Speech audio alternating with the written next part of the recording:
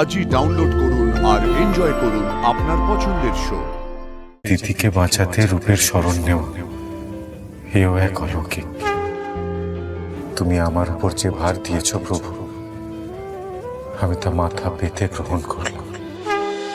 দেখো না, আমি অনেক ভাবলাম, এখন ওর যা অবস্থা, তাতে যতদিন না অদ্বিতীয়ার বাবা সুস্থ হচ্ছে ততদিন অদ্বিতীয়াকে ওই ফ্যামিলির হাতে তুলে দেওয়া যাবে না, কারণ ওখানে ও সেফ নয়।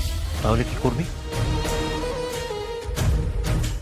আমি জানি না অরুণাভ, শুধু এটুকু জানি ওকে যে করে হোক আমায় রক্ষা করতে হবে। মহাপ্রভু স্মৃতিহীন অসহায় অবস্থায় ওকে আমার হাতে তুলে দিয়েছে। ও আর্ত,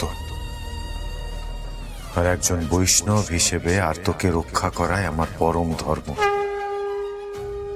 কিন্তু বাড়ির লোকের হাতে তুলে দিবি না তো কি করবি ওকে নিয়ে? উপায়টা কি?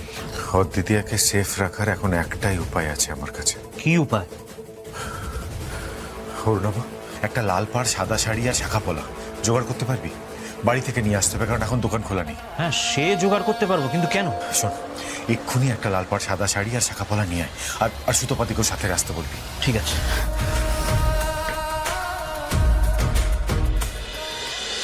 কাজটা হয়েছে? না দাদা, এইমাত্র ছেলেরা ফোন করে জানালো যে ওরা কাজটা করতে পারেনি। পারেনি মানে? হাসপাতালে শুয়ে থাকা একটা অসুস্থ মেয়েকে শেষ করতে পারেনি? না দাদা, মানে কাজটা হয়ে এসেছিল, কিন্তু সেই সময় একটা ছেলে চলে এলো, তারপর তাদেরকে বেধড়ক মেরেছে। ওরা ওরা কোনো মতে নিজের প্রাণ বাঁচিয়ে ওখান থেকে পালিয়েছে। একটা ছেলে? হ্যাঁ দাদা, সন্তোষের তো গলায় এমনভাবে চেপে ধরেছিল সে এখনো কথা বলতে পারছে না। ওই ছেলেটার গায়ে নাকি অসুরের মতো শক্তি।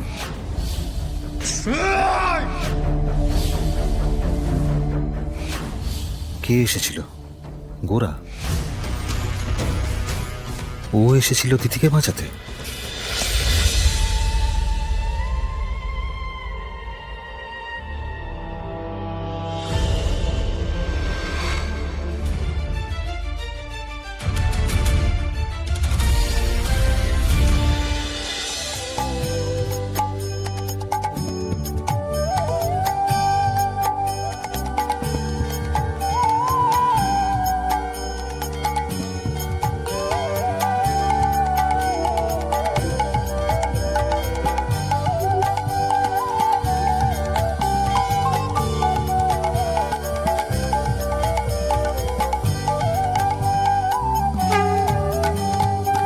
আমি জানি প্রভু, রূপ হয়ে ওঠার ক্ষমতা অদ্বিতীয়ার কোনোদিনও হবে না, কিন্তু এই মুহূর্তে রূপের পরিচয় না দেওয়া ছাড়া অদ্বিতীয়াকে বাঁচানোর আর কোনো রাস্তা নেই প্রভু। যতদিন না অদ্বিতীয়াকে ওর বাবার হাতে তুলে দিতে পারছি, আমার এই বাড়ি ছেড়ে যাওয়ার আর কোনো উপায় নেই। এই মন্দিরে তো কত অলৌকিক হয়, আমার সাথে হয়েছে। আমার মনে হয় প্রভু, এই যে দিদিকে বাঁচাতে রূপের শরণ নেও, এও এক অলৌকিক।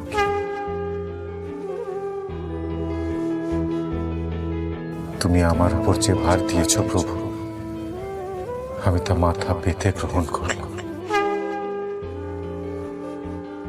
হরে কৃষ্ণ